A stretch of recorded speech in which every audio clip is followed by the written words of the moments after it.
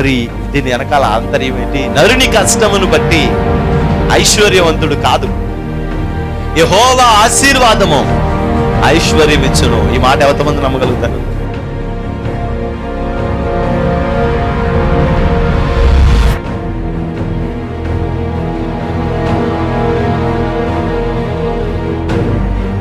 ఆ రక్షణను మనం చూడాలి, అనేక ఆత్మల రక్షణను మనం చూడాలి. దేవుని యొక్క మందిరంలో దేవుడు చేసే అద్భుత కార్యాలన్నిటినీ మన కన్నులారా మనం చూడాలి. నేడు ఈ ఇంటికి రక్షణ వచ్చింది. ఎప్పుడో మన దోషములను మనం విడిచిపెట్టుకున్నాం.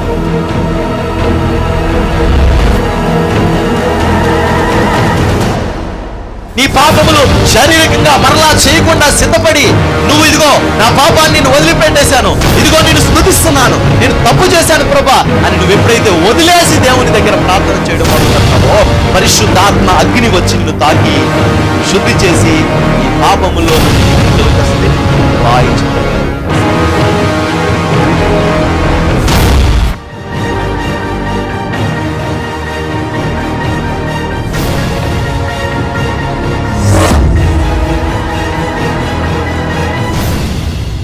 పూర్వమందు యోధా మతస్థుడనై ఉన్నప్పుడు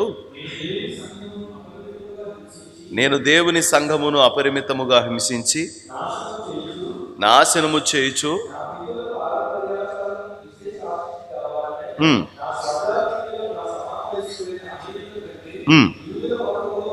నొందితునని నా నడవడిని గూర్చి మీరు వింటిరి. అయినను తల్లి గర్భమందు పడినది మొదలుకొని నన్ను ప్రత్యేకపరిచి తన కృపచేత నన్ను పిలిచిన దేవుడు, నేను అన్యజనులలో తన కుమారుని ప్రకటింపవలనని ఆయన నా యందు బయలుపరపును అనుగ్రహించి. నా జీవితంలో నేను ఏదైతే చిన్నప్పటి నుంచి బాల్యం నుంచి నమ్మి ఇదే రైటు ఇదే కరెక్ట్ అనుకున్నానో వాటి యందు నాకు విశేషమైన అపేక్ష ఉండేది. చాలా విపరీతమైన ఇష్టం నాకు.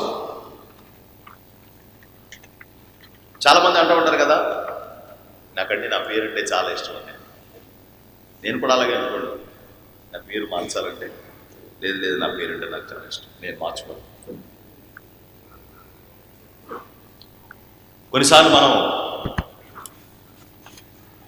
నీకు ఈ వస్త్రాలను ధరించుకో,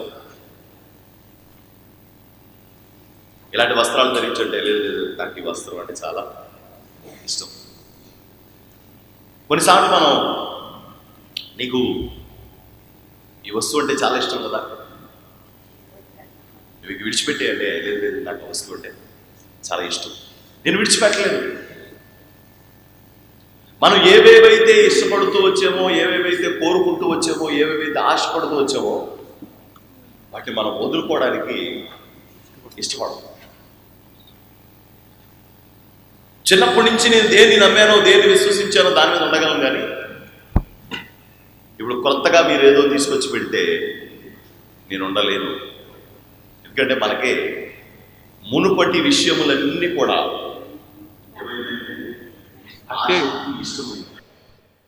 అవి మనం ప్రాణంగా ప్రేమిస్తున్నాం. విశేషమైన అపేక్ష నాకు అవంటే.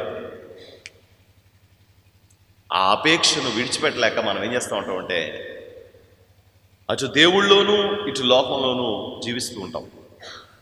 కానీ దేవుని వాక్యంలో ఇక్కడ పౌలు గారు తన యొక్క హృదయాన్ని, తన యొక్క ఆలోచనల్ని చెప్తూ ఉన్నాడు. ఇక్కడ పూర్వం నా స్థితి వేరు, పూర్వం నా యొక్క ఉద్దేశాలు వేరు, పూర్వం నా ఆలోచనలు వేరు. కానీ ఇప్పుడు నా ఉద్దేశం, నా ఆలోచన మారిపోయింది. ఇప్పుడు నా తలంపులు మారిపోయినాయి. దేవునికి స్తోత్రం. ఇంకా ఎవరు అటు కదలకండి, ఎవరు అటు తిరగద్దు. ఇంతకుముందు నా ఉద్దేశాలన్నీ వేరుగా ఉండి, కానీ నేను ఇప్పుడు మారిపోయాను. ఇంతకుముందు నా ఇష్టాలన్నీ వేరుగా ఉండి, కానీ నేను మారిపోయాను. ఇంతకుముందు నా కోరికలన్నీ వేరేగా ఉండి, కానీ ఇప్పుడు నేను మారిపోయాను. మనం క్రీస్తు కోసం మారిపోవడం అంటే అదే. మనం లోకంలో ఇంతకుముందు వేటి ఎందైతే ఆనందిస్తూ వచ్చామో అవి మనకి తప్పు అని తెలిసిన తర్వాత, అవి వాక్యానుసారం కాదు అని తెలిసిన తర్వాత మనం వాటిని వదిలేయడమే క్రీస్తుని మనం ప్రేమించడం అంటే. ఇంతకుముందు అవి అన్నీ నాకు తప్పు అని తెలిసినాయి. ఇంతకుముందు నేను చేసినవి నాకు తప్పు అనిపించలా, ఎందుకంటే లోకంలో ఉన్నాను కాబట్టి. కానీ ఎప్పుడైతే నేను ప్రభువుని తెలుసుకున్నానో అవి నాకు తప్పు అని తెలిసినాయో వాటిని అన్నింటిని నేను ఏం చేస్తానంటే విడిచిపెట్టేస్తాను అంటున్నారు పౌలు. మీరు కూడా అంతే. ఏమండి, మనం చాలా సంవత్సరాల నుంచి ఉన్నాం కదా, సినిమా అంటే తప్పు అని మనం ఎప్పుడైనా అనుకున్నాం పూర్వ దినాల్లో? ఎందుకంటే తప్పు అసలు వాస్తవానికి కాదు. తప్పే ఉంటుంది అసలు. కనీసం ఇది తప్పు అని ఎవరో చెప్పిన వాళ్ళు లేరు. ఏట్లా సినిమాలు చూసుకుంటున్నారా అన్నవాళ్ళు కూడా లేరు. నువ్వు గనక పరీక్ష పాస్ అయితే నిన్ను సినిమా పంపిస్తావు అనేవారు కదండి, అవునా కదా? పిల్లల్ని తల్లిదండ్రులు ఏమనేవారు? నువ్వు గనక నువ్వు పరీక్ష పాస్ నేను టికెట్ పెట్టి సినిమా తీసుకెళ్తాను అనేవారు. మేము సెలవులకు వెళ్ళిపోయేవాళ్ళం నరసాపురం. సెలవులకు వెళ్ళిపోతున్నప్పుడు నేను వెళ్ళిపోతా ఏం చూసుకునేవాడు తెలుసండి? ఫస్ట్ రైల్వే స్టేషన్ గేట్ ఉంటుంది కదా, నరసాపురం వెళ్ళగానే రైల్వే గేట్ ఒకటి పడుతుంది, దిక్కుమల గేటు. ప్రపంచంలో శనిగొట్టు గేట్ ఏమన్నా ఉంటే ఆ గేటే. ఎందుకు తెలుసండి? గేట్ వేసి పడుకుపోతాడు. ఆ తర్వాత మనం ఆర్లు కొడితే లేగుతాడు. 2-3 ట్రైన్లు వెళ్ళిపోతాయి కానీ అక్కడ ఒక గంట పడితే ఒకసారి అక్కడ గేట్ వేసి మొత్తానికి ప్రభువు కృప చూపించాడు, నా ప్రార్థన ఆలకించాడు. ఆ గేటే తీసేసి దారి మళ్ళీ ఇచ్చాడు. చాలా బాధపడిపోయాడు.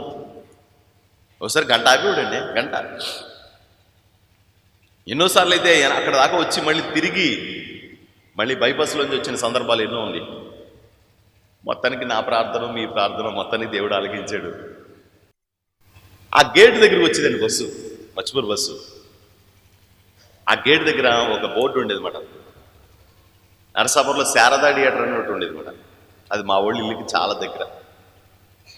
లక్ష్మీ థియేటర్ అని ఒకటి ఉండేది దాని బాగా దగ్గర. ఈ టైప్ ఏమో శారదా థియేటర్, ఆ టైప్ ఏమో లక్ష్మీ థియేటర్ బోర్డు ఉండేది. ముందు వెళ్ళగానే నేనేం చూసుకునేవాడు? ఆ బోర్డు చూసుకునేవాడు. ఏం సినిమాలు ఆడుతున్నాయి శారదా థియేటర్లో, మంచి సినిమా ఆడుతుంది అనుకోండి, మహానందం. అమ్మయ్య వెళ్ళగానే మా బాపను అడిగి డబ్బులు తీసుకొని సాయంత్రమే, ఇంకెప్పుడో కూడా కాదు, ముందు నరసాపురం ఎందుకు వెళ్ళామంటే సినిమా చూడడానికి వెళ్ళామన్నట్టుగా అంత ఆసక్తి. వీళ్ళు కూడా ఏమనేవారు తెలుసా? ఒరే నువ్వు అన్నం తిని, ఒకసారి మేము అన్నం తినేవాళ్ళం కాదు, ఆ కూర నచ్చకో మరో సందర్భం. అప్పుడు ఏమని తెలుసా మా పాప, నువ్వు అన్నం తినే సాయంత్రానికి సినిమా డబ్బులు ఇస్తాను ఎవరికి చెప్పని. ఇంకా అంతే గొప్ప తినేసేవాళ్ళం. ఇప్పుడు ఎవరైనా పిల్లలు కనుక సినిమాలు చూస్తుంటే, యవనస్తులు కనుక సినిమాకి వెళ్తే తల్లి కూర్చుని వల ఎడుతుంటుంది. ఎందుకే అంత అలా ఎడుతున్నావు అంటే, పిల్లోడని లోకంలోకి వెళ్ళిపోయాడని. లోకంలో అంటే ఏంటి? సినిమా చూశాడని బాధపడిపోతాం. ఒకప్పుడు అది సామాన్యమైన విషయం అయితే ఇప్పుడు అదే విషయం ఏమవుతుంది? ఘోరమైన పాపం అవుతుంది. మామూలు పాపం కూడా కాదు, ఘోరమైన పాపం అని ఎంచబడిన పాపం అది ఇప్పుడు. ఒకప్పుడు అది సర్వసాధారణమైన విషయం, చాలా సాధారణమైన విషయం అట పూర్వం. అది పిల్లలు తల్లులు సర్వ సమాజం కలిసి సినిమా థియేటర్లో కూర్చొని చూసేవాళ్ళం. అప్పుడు అది తప్పు కాదు. రాను మనం ఎప్పుడైతే ప్రభువుని తెలుసుకున్నామో, ప్రభువుని ఎప్పుడైతే ఎరిగామో, ప్రభు మార్గంలోకి వచ్చామో, అది మనకి ఇప్పుడు ఏమైందండి? ఇప్పుడు అది తప్పు అనిపిస్తుంది. ఒకప్పుడు అది తప్పు కాదు, ఇప్పుడు అది తప్పు. ఒకప్పుడు వస్త్రధారణ ఎలా వేసుకున్నా పర్వాలేదు, ఏం వేసుకున్నా పర్వాలేదు. కానీ ఇప్పుడు మాత్రం ఏది పడితే అది వేసుకుంటే తప్పు. ఏంట్రా లోకస్తుళ్ళకి అలాగే వేసుకున్నావు బట్టలు అంటారు. ఒకప్పుడు క్షవరం ఎలా చేయించుకున్నా పర్వాలేదు, సగం గుండు చేయించుకుని సగం జుట్టుంచుకున్నా పర్వాలేదు. కానీ ఎప్పుడైతే మనం ప్రభువు తెలుసుకున్నామో ఇవన్నీ తప్పుగా మారిపోయినాయి. ఎందుకంటే మ్యాచ్ అవ్వట్లేదు. లోకానికి దేవుడికి, లోక సంబంధమైన కార్యాలకి దేవుని కార్యాలకి మ్యాచ్ అవ్వట్లేదు. ఏమైతే తెలుసండి, చిన్న మీరు చెప్తాను. మేము కొల్లేరు వెళ్ళేవాళ్ళం. కొల్లేరు కొల్లేరు దేనికి వెళ్తారు అని? గుడికి వెళ్తారు. గుడికి వెళ్ళి గుడిలో దర్శించుకోవడానికి ఆయా ఊర్లు వెళ్తాం కదా మనం. కొల్లేరు కావచ్చు, మరి ఏ ఊరైనా కావచ్చు. అక్కడికి వెళ్ళిన తర్వాత ముఖ్యమైన కాన్సెప్ట్ ఏంటి తెలుసండి? కోడి, నాటుకోడి. ఈ కూరలో ఆడవాళ్ళేమో కూరలు వండుతూ ఉండేవారు, మగవాళ్ళంతా గదుల్లో ఏం చేసేవారు తెలుసండి? ప్యాకెట్ ఆడుకునేవారు. పెద్దోళ్ళేమో ఒక గదిలో ఆడేవారు, బాగోదు కదా అని పిల్లలు దూరంగా వెళ్ళి ప్యాకెట్ ఆడుకునేవారు. ఒకప్పుడే భయమి మనకు తప్పు కాదు, తప్పు అని ఆ సిద్ధాంతాల్లో కూడా ఏవి చెప్పబడలేదు. కాబట్టి పూర్వం మన స్థితి అంతే, అది తప్పు కాదు. ఒకవేళ తప్పు అంటే ఏదో ఆలోచించేవాళ్ళమేమో.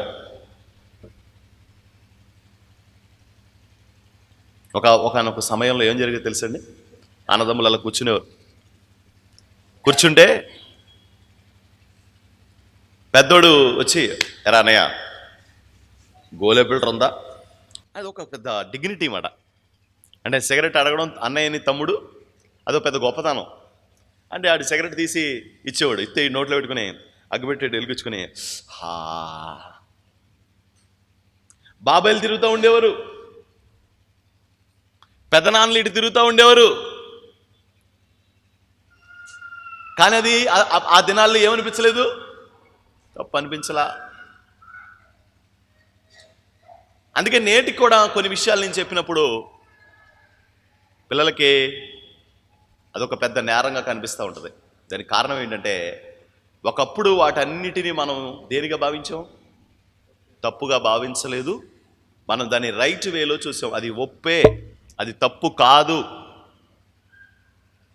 నేను చేసేది పొరపాటు కాదు, ఇవన్నీ కరెక్టే. ఏమంటే సినిమా తప్పేంటండి అనేవాళ్ళు కూడా ఉంటారు.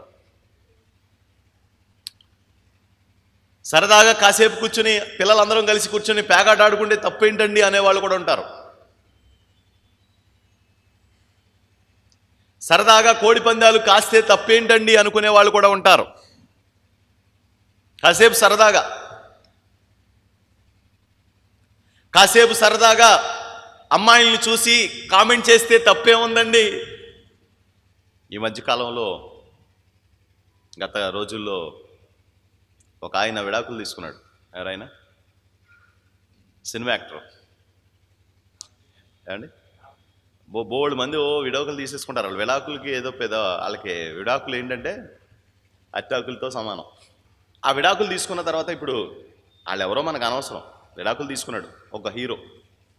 విడాకులు తీసుకున్న తర్వాత విడాకులు తీసుకున్న అమ్మాయి దగ్గరికి మళ్ళీ వెళ్ళి మన ఇద్దరం బండి మీద వెళ్దాం అన్నాడు అనుకోండి, ఒప్పుకోదు. విడాకులు తీసుకోవడం అంటే ఏంటి అర్థం? ఇంకా వాళ్ళతో ఇంకా మళ్ళీ సంబంధం లేదు అని అర్థం. విడాకులు తీసుకోవడం అంటే అర్థం ఏంటి? ఆ ఇంటితో ఈ ఇంటికి కానీ, ఈ ఇంటితో ఆ ఇంటికి కానీ ఇంకా సంబంధం లేదు అని అర్థం విడాకులు తీసుకోవడం అంటే. పరిత్యాగ పత్రిక ఇవ్వండి అని రాస్తుంది కదా. పరిత్యాగ పత్రిక అంటే ఏంటి?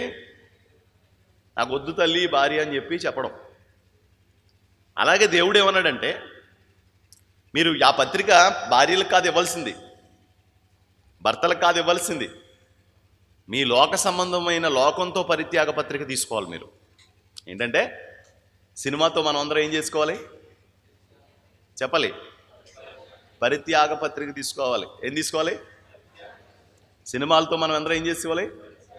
పరిత్యాగ పత్రిక అంటాక మీకు కొంచెం ఇబ్బందిగా ఉంది కదా. మన భాషలో చెప్పండి. విడాకులు తీసుకోండి. ఏంటిది? సినిమాలతో మనం, బూతు మాటలతో మనం ఏం తీసుకోవాలి?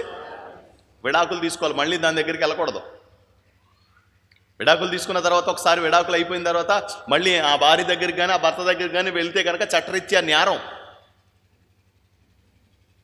దేవుడు ఏమంటున్నాడంటే, మీరు హృదయంతో కఠినమైపోయి, మీ హృదయం కఠినమైపోయి భార్యతో పరిత్యాగ పత్రిక తీసుకోమని మోషే చెప్పాడు. కానీ వాస్తవంగా దేవుడు జతపరిచిన వారిని మనుషులు వేరు చేయకూడదు. ఎవరైతే భార్య భర్తలుగా చేయబడ్డారో ఇష్టం లేదు, నాకు కష్టం ఉందని చెప్పేసి విడాకులు తీసుకోకూడదు. కానీ ఎవరితో తీసుకోవాలంటే విడాకులు? చాలామందికి సరదాగా ఉంటే కనుక మీరు ఎవరితో తీసుకోవాలి విడాకులు? లోకంతోనూ లోక సంబంధమైన కార్యక్రమాలతోనూ మీరు విడాకులు తీసుకోవాలి. ఎవరితో తీసుకోవాలి చెప్పండి గట్టిగా? లోక కార్యాలతో విడాకులు తీసుకోవాలన్నమాట. ఎలాగైతే వివాహం అయిన తర్వాత ఒకవేళ ఆ వ్యక్తి నచ్చకపోతే మనం విడిచిపెట్టిన తర్వాత మళ్ళీ వాళ్ళతో మనతో వాళ్ళకి సంబంధాలు ఉండవో, అలాగే కూడా దేవుని తెలుసుకున్న మనమందరం కూడా ఏం చేయాలి? లోకంతో తీసుకోవాలి విడాకులు. చెప్పండి చెప్పండి గట్టిగా. ఒకప్పుడు కలిసి జీవించిన వాళ్ళం అవ్వచ్చు, ఒకప్పుడు మన ప్రాణాధారం అదే అవ్వచ్చు, ఒకప్పుడు మనకి ఇష్టమైనవి చాలా అవే అవ్వచ్చు. కానీ మనం ప్రభువుని తెలుసుకున్న తర్వాత వాటిని విడిచిపెట్టాలి. నేను ప్రభువుని తెలుసుకున్న తర్వాత చాలా విషయాలు అలాగే విడిచిపెట్టడానికి ప్రభువు నాకు సహాయం చేశాడు. నేను విపరీతంగా సినిమాలు చూసేవాడిని. విపరీతం అంటే మామూలు విపరీతం కాదు, చాలా దారుణంగా చూసేవాడిని. అంటే నాకన్నా సీనియర్లు ఇక్కడ లేరని నేను అంటలేదు, కానీ నాకంటే సీనియర్స్ ఉన్నారు ఇక్కడ. నా స్థాయిలో నేను సీనియర్ మోస్ట్ మాట. భీమవరంలో గోవర్ధన థియేటర్ అని ఉంది కదా, ఇప్పుడు లేదులేండి, తీశారు. ఆ థియేటర్లోని ఆ గేటు టిక్కెట్లు చింపి అతను ఎన్నోసార్లు నన్ను లోపలికి వచ్చి లేపి పంపించిన సందర్భాలు ఎన్నో ఉన్నాయి. ఎందుకు తెలుసండి? సెకండ్ షోకి వెళ్ళి పడుకుని పోయాడు. ఎందుకు పోతాం సెకండ్ షోకి వెళ్ళి సినిమాకి? నిద్ర వచ్చా కాదు, అప్పటికి ఆ సినిమా 10 సార్లు 15 సార్లు చూసేవాడిని. అంటే అస్తమానం వెళ్ళేవాడిని. భీమవరంలో థియేటర్లు ఎన్ని ఉంటాయి చెప్పండి? 12, 13 ఉండి. నేను రోజుకో సినిమా చూస్తే నాకు ఎన్ని కావాలి థియేటర్లో? ఆ రోజుల్లో 100 రోజులు ఆడి సినిమాలు దరిద్రం. ఆ రోజుల్లో సినిమాలు ఎన్ని రోజులు ఆడి? 100 రోజులు ఆడి, 50 రోజులు ఆడి. ఒక సినిమా వస్తే 3 నెలల దాకా వెళ్ళి వచ్చేది కాదు. అప్పుడు బాగా ఇష్టమైన వాళ్ళు ఏం చేసేవాళ్ళు? రిపీట్గా చూసేవాళ్ళు. రిపీట్గా చూసేవాడిని. ఆ రోజుల్లో చెప్పకూడదు తెలియదు, కానీ నాకు నాగార్జున సినిమాలంటే మహా పిచ్చి. భయంకరంగా చూసేవాడిని నేను. ఇప్పుడు వచ్చి మీకు చెప్పలేదేమో అనుకుంటాను. విపరీతంగా చూసేవాడిని. ఆడి సినిమా ఆడక ఒక సినిమా ఆడింది. అంటే నాకు కొంచెం ఊహ వచ్చిన తర్వాత మాకు ఒక టైలర్ ఉండేవాడు మాట. అతను అడిగేవాడు ఏ సినిమాకి వెళ్తాం ఇవాళని. ఆ సినిమా చెప్పేవాడిని. 1999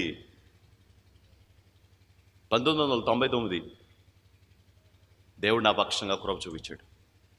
1-2 సంవత్సరాలు కొంచెం డిస్టర్బ్లో ఉన్నాం, కానీ 2002 వచ్చేటప్పటికి బాగా స్థిరపడ్డాను దేవుళ్ళలో. 1-2 సంవత్సరాలు కొంచెం గజిబిజి అయింది. అంటే మనం ఉన్న లైఫ్కి ఈ లైఫ్కి అసలు వాడిని ఎవరు ఏమైనా మాట అంటే ఒప్పుకునేవాడిని కాదు. నేను వాళ్ళతో దెబ్బలాటలు పెట్టుకునేవాడిని. విపరీతంగా దెబ్బలాట పెట్టుకునేవాడిని, గొడవ పెట్టుకునేవాడిని. కారణం ఏంటో తెలుసా? ఇష్టం.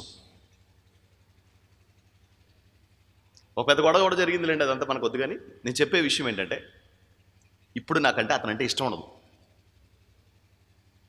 ఇప్పుడు ఆ వ్యక్తి అంటే నాకు ఇష్టం ఉండదండి.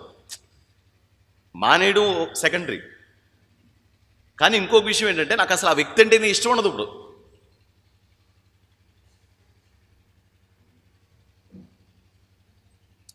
వదిలేయడం కాదు, అసలు ఇష్టమే ఉండదు నాకు. మీరు నమ్మండి నమ్మకపోండి. నేను రక్షించబడిన తర్వాత సినిమాలు చూడడం మానేసిన తర్వాత ఒక రోజు నాగార్జున సినిమా అవుతుంది. మా నాన్న అంటున్నారు మా అమ్మతో, నాగార్జున సినిమా అవుతుందని చెప్పు అంటున్నారు. అది చూడలేదంటే ఆడిని తీసుకెళ్ళి ఆ మతంలో మతంలోకి దింపేసి నాశనం చేసావు. నా చెవు నా మాటలు కూడా వినపడ్డాయి. నా దేవునికి మహిమ. కుటుంబాలు రక్షించబడాలంటే కఠినమైన నిర్ణయాలు తీసుకోవాలి. నీ వాళ్ళందరూ రక్షణలోకి రావాలంటే కఠినమైన నిర్ణయాలు తీసుకోవాలి. పరిత్యజించాం. నేను బ్రాంతి కొట్లు అడుగు పెట్టలా రక్షించబడిన తర్వాత.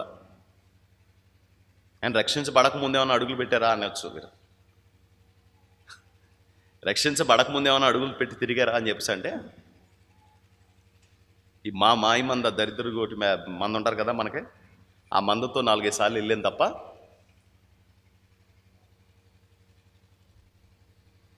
నేను రక్షించబడిన తర్వాత మళ్ళీ బ్రాంతి కొట్లు అడుగు పెట్టలా.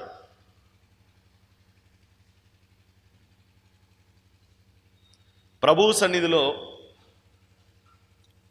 20 సంవత్సరాల క్రిందట ఇంత వెసులుబాటు లేదు.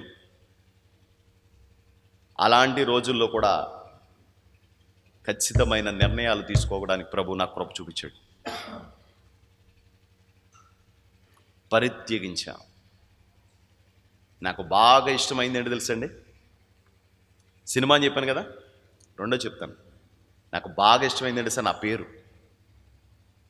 నా పేరు మార్చుకోవడానికి నేను చాలా, అందరూ అనేవారు ఇదేంటండి అని. నేను మార్చుకోను. నా పేరు అంటే నాకు చాలా ఇష్టం. తర్వాత ప్రభు నాతో మాట్లాడాడు. ఆ తర్వాత నేను పేరు మార్చుకున్నాను. నా పేరు మళ్ళీ ఇప్పుడు నాకు పలకడం కూడా ఇష్టం ఉండదు. 3 నాకు ఇష్టమైంది ఏంటి తెలుసండి? పెళ్ళి అంటే ఏం పెళ్ళి అనుకుంటున్నారో?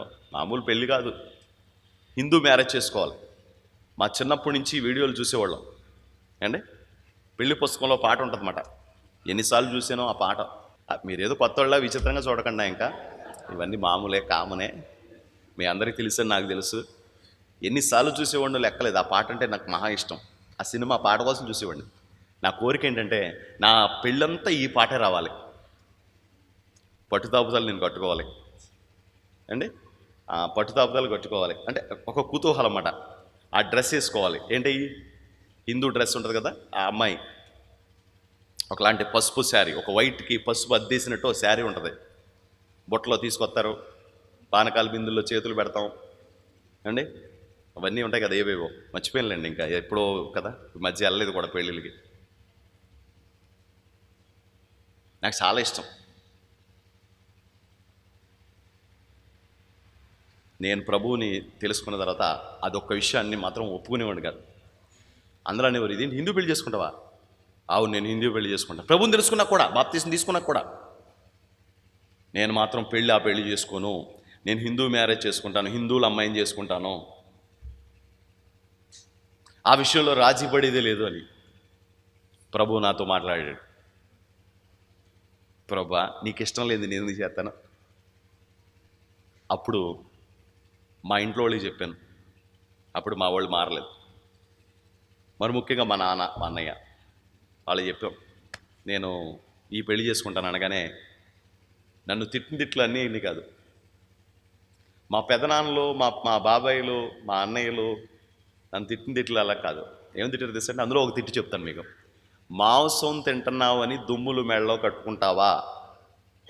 నువ్వు మతంలోకి వెళ్ళిపోయావు అని మత సంబంధమైన పెళ్ళిళ్ళు చేస్తావా? మొత్తం వ్యవస్థను నాశనం చేస్తావా?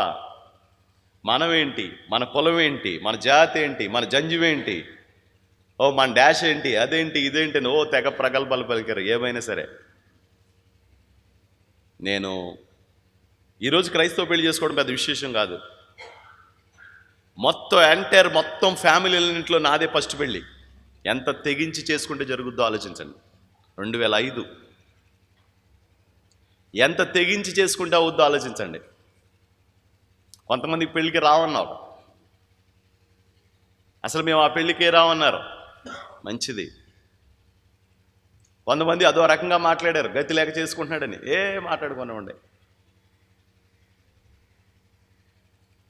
నేను నాకు ఇష్టమైన పెళ్ళిని కూడా వద్దు, ప్రభువుకి ఇష్టమైంది మనం చేయాలి. ఇలా ఆధ్యాత్మిక జీవితంలో ఏదైతే నాకు ఇష్టంగా అనిపించేవో ఆ తర్వాత మెల్లమెల్లగా వెళ్ళాక కదా తెలుస్తుంది, వచ్చాక ఒకటి తెలుస్తుంది కదా, ఆ తర్వాత తెలియదు కదా. ఒక్కొక్కటి తెలిసే కొలిది ఏం చేస్తూ వచ్చానంటే పరిత్యజించడం మొదలుపెట్టాను. వాటితో నేను దూరం ఎడబాపు. ఇప్పుడు నేను ప్రేమించాల్సింది, నేను దగ్గరగా సహవాసం చేయవలసింది ఎవరితో? ఆత్మీయులతో సహవాసం చేయాలి. దేవునికి స్తోత్రం. అప్పుడు నా ఇష్టాలు, నా సహవాసాలు మార్చుకున్నాను. ఒకప్పుడు లోకంతో సహవాసం చేసిన నేను ఆ తర్వాత కాలంలో దేవుని పిల్లలతో సహవాసం చేయడం మొదలుపెట్టాను. Praise the lord. గట్టిగా ఒకసారి స్తోత్రం చెప్పండి. హల్లెలూయా. నాకు ఎక్కువ మంది ఇష్టాలు ఉండవు, ఎక్కువ మంది నేను పెద్దగా లైక్ చేయను, ఇష్టపడను. అబ్బా అనుకుని నా ప్రాణానికి దగ్గరగా ఉన్నవాళ్ళు చాలా తక్కువ మంది ఉంటారు. అందులో 3-4 ఉంటారు. వాళ్ళని కూడా విడిచిపెట్టేసుకున్నాను నేను. దేనికోసం తెలుసండి? వాళ్ళు ప్రభువుని ఇంకా తెలుసుకోలేదు. ఒకవేళ వాళ్ళు తెలుసుకోకపోతే కనుక వాళ్ళ ఇష్టాలకి నా ఇష్టాలకి వాళ్ళ ఇష్టాలు మ్యాచ్ అవ్వట్లేదు, వదిలిపెట్టేసుకున్నాను. పోనీలే. ఇవన్నీ నేను ఎందుకు చెప్తున్నానంటే, మీకు విశేషమైన ఆసక్తి కలిగిన వాణ్ణి పౌలు అంటున్నాడు, నాకు విశేషమైన ఆసక్తి, లోక సంబంధమైన కార్యక్రమాలంటే నాకు. ఇప్పుడు నేను అన్నీ మరి ఇంతకుముందు అలా ఉండేవాడు, ఇప్పుడు ఎలా ఉన్నావు? ఇప్పుడు ఎలా ఉన్నావు? ఇంతకుముందు విశేషమైన అపేక్ష కదా నీకు పౌలు, మరి ఇప్పుడు ఎలా జీవిస్తున్నావు? పౌలు ఏమంటాడంటే, నాకు ప్రాణాధారం ఇవన్నీ. నా మతం అంటే నాకు ఇష్టం, నా కులం అంటే నాకు ఇష్టం, నా పద్ధతులు అంటే నాకు ఇష్టం, నా ఆచారాలంటే నాకు ఇష్టం, నా అలవాట్లంటే నాకు ఇష్టం, నా వ్యసనాలంటే నాకు ఇష్టం. ఇవన్నీ నా కోరికలు. ఈ ఇష్టాలన్నీ కూడా నేను ప్రభు కోసం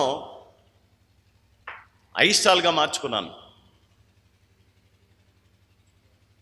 అని మాకు తెలీదా? మీకంటే ఎక్కువ తెలుసు. తెలియక కాదు, తెలిసి కూడా ప్రభు కోసం మనం అన్నీ వదిలిపెట్టాలి.